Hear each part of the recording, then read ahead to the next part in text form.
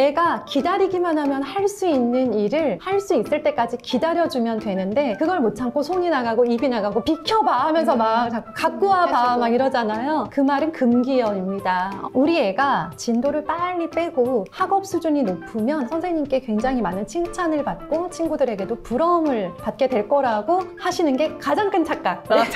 착각.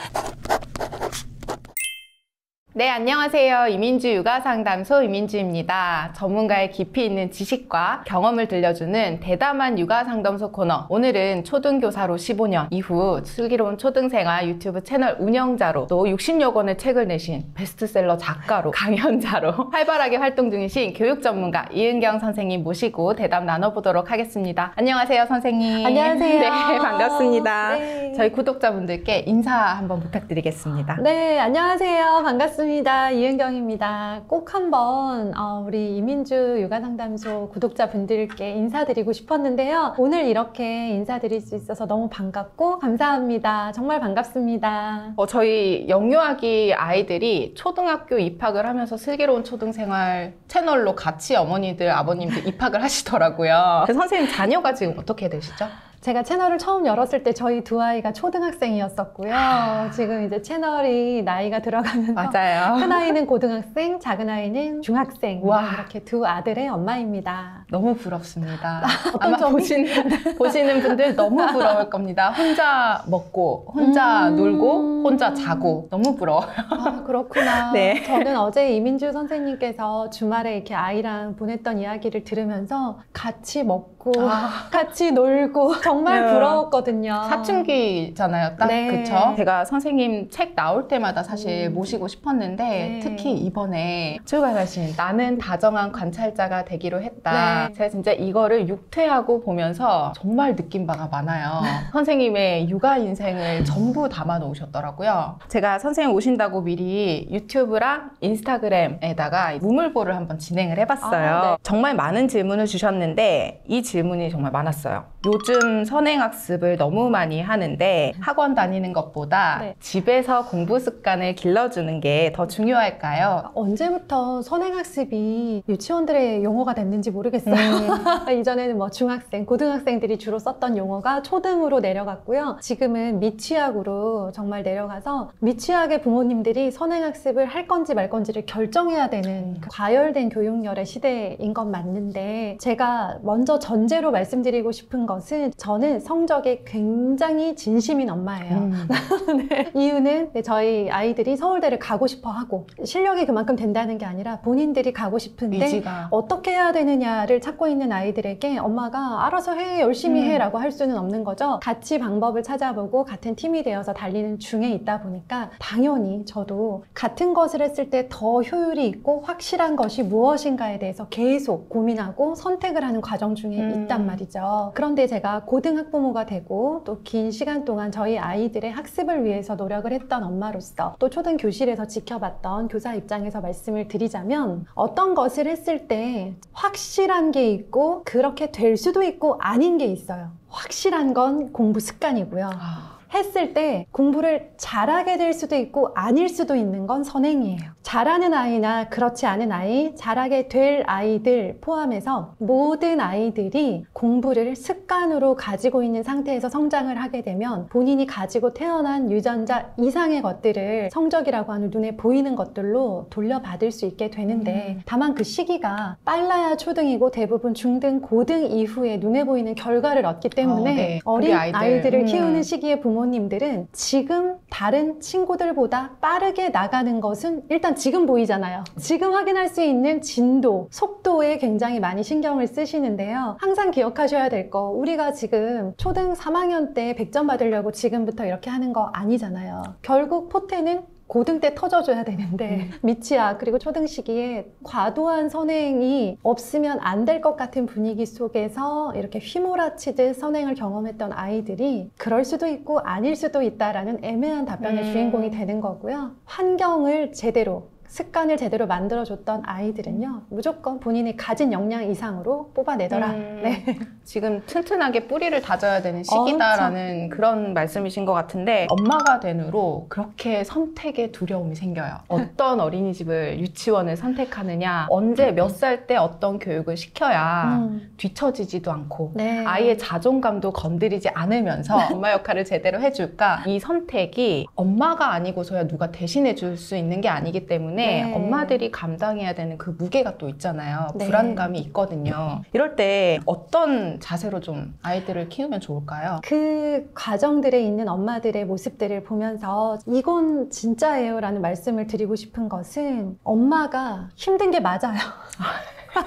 아빠와 다른 무게가 있어요. 네, 맞아요. 그러니까 아빠는 아빠의 무게가 있는 거고요. 맞아요. 엄마는 엄마의 무게가 있는데, 아빠는 아빠가 하는 일을 통해서 아이에게 도움을 주는 거고요. 아이를 지지하는 거고요. 엄마는 엄마의 조금 덜 나쁜 선택들을 이어가는 것으로 아이의 삶의 방향을 바꿔주는 그 역할을 하거든요. 최악만 면하면 되는데 최악인 것 같아 보이는 선택들을 너무 계속 반복하다 보면 엄마가 자존감이 굉장히 낮아져요. 저학년 때 누구는 뭐 이런 걸 하던데 나는 그걸 한다고 했으나 결과를 뽑아내지 못했고, 같이 시작했는데 우리 애만 그 레벨 테스트를 통과하지 못했고, 아이가 보여주는 성과들을 가지고 다 엄마의 점수, 성적표를 매기는 거죠. 초등 한 4학년 정도부터는 의미 없어 하면서 좀 사라지시더라고요. 그때 또 중요한 게 그 간의 결과물도 결과물이지만 엄마와 아이의 관계가 맞아요. 너무 중요한데 저는 항상 안타까운 부분이거든요. 맞아요. 그래서 어느 시기가 되면 유아기가 되더라도 엄마와 아이가 이 감정의 힘겨루기를 하는 시기가 딱 와요. 맞아요. 겪어보셨죠?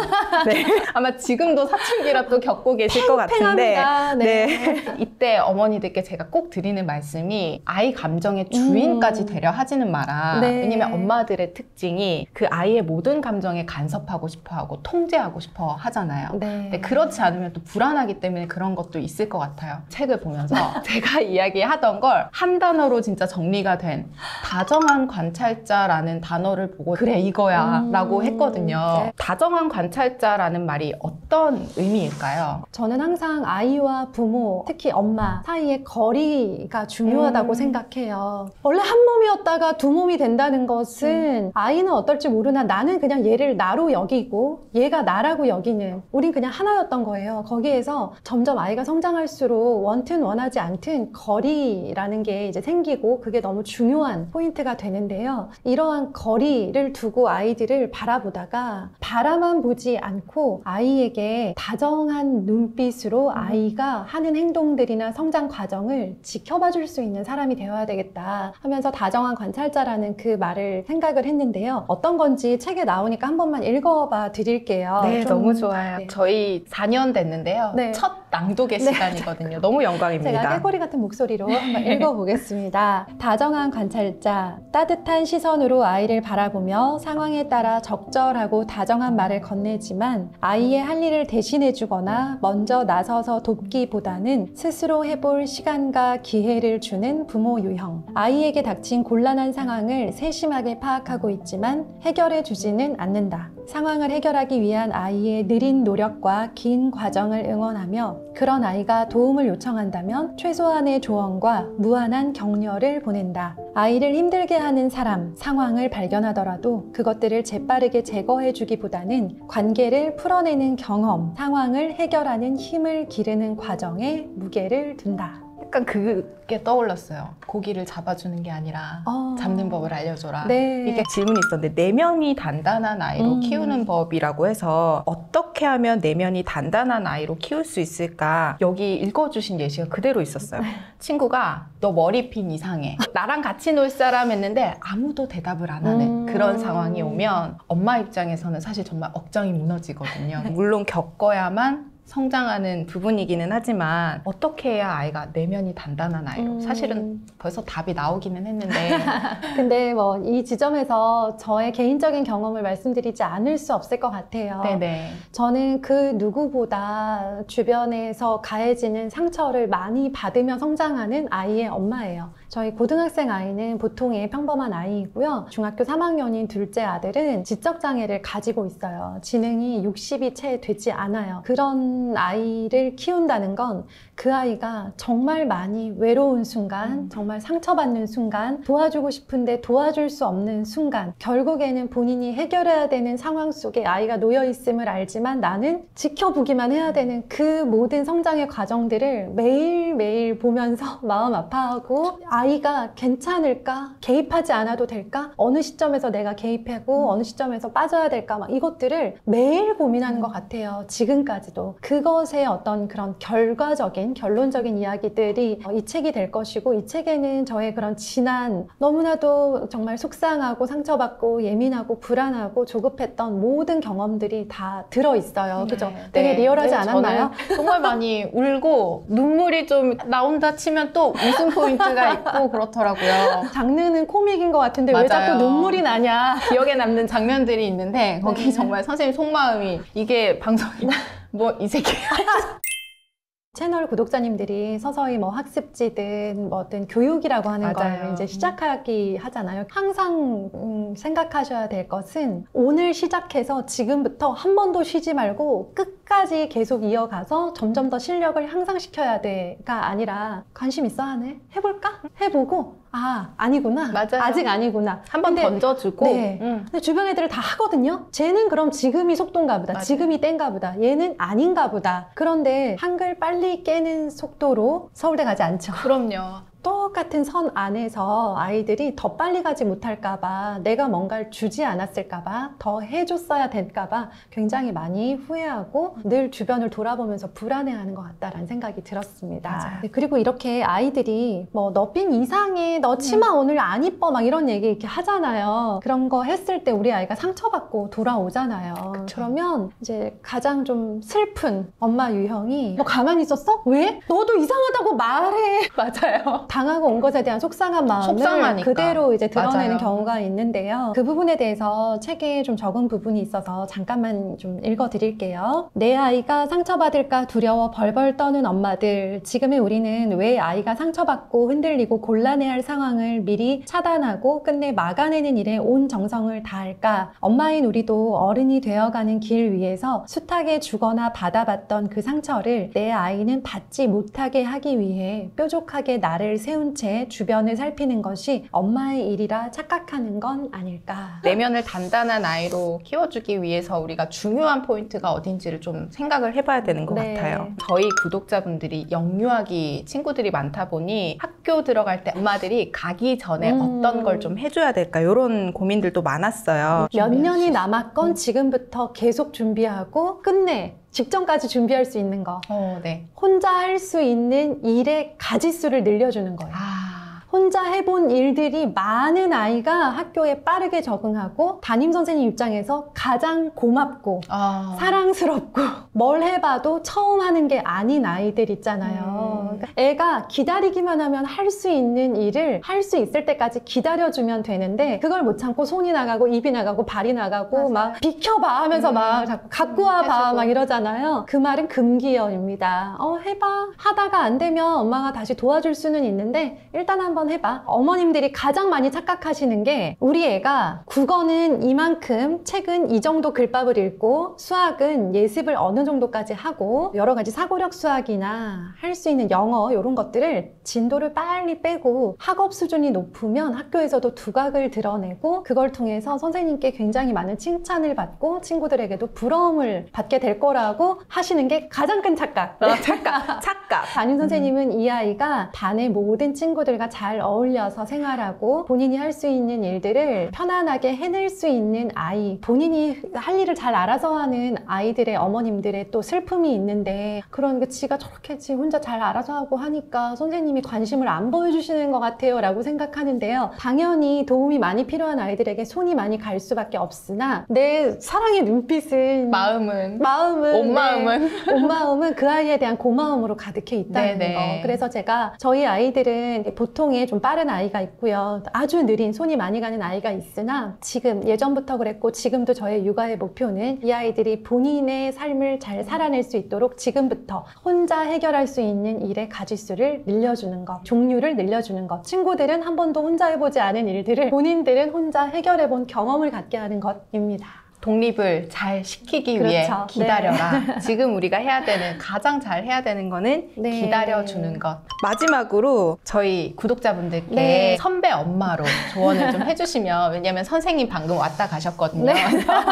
선배 엄마로 조언을 해주시면 좋을 것 같습니다. 다정한 관찰자의 반대로 살고 있었어요 하시는 후기를 정말 많이 봤어요. 이 책이 가장 엄청 인기 많은 거 아시죠? 네. 너무 잘 진짜 알죠, 제가. 엄마들 사이에 이 책 안 읽으면 네. 큰일 나는 책인데 이게 왜 그러냐면 아이의 나이를 불문하는 육아의 어떤 기본적인 그런 본질에 대한 이야기를 하고 있거든요. 미취학인데 읽어도 너무 저는 깨달은 바가 많았어요. 저는 다정한 관찰자가 아니었었네요. 저는 엄격한 감시자였었네요. 맞아요. 라는 말씀을 후기를 진짜 많이 읽었어요. 내가 아이를 이렇게 주시하고 있다가 뭐라도 도와주려고 열심히 본 거였는데 보고 나니까 애 행동이 탐탁치가 않은 거죠. 만족스러울 수가 없는 거죠. 어떤 경우에도 만족스러운 아이는 그쵸. 없어요. 애가 잘못해서가 아니고요. 부모님의 기대 수준이라는 것, 그리고 우리가 이미 성인이다 보니까 아이가 그 나이에 할 수밖에 없는 행동들을 하는데 내성에는 안 차는 그런 당연한 상황이 계속 벌어지면서 얘를 본다고 보는데 애는 감시를 당한다라고 그쵸. 느끼게 되고 그거는 이렇게 해야 돼. 그거는 그렇게 하지 말았어야 돼 라고 아주 조목조목 구체적으로 이렇게 지시를 하고 조언을 하고 간섭하는 것 때문에 굉장히 엄격한 사람이 되는 거예요. 특히 아들들을 키우시는 분들이 이렇게 이제 미간에 딱 이거 잡고 아이를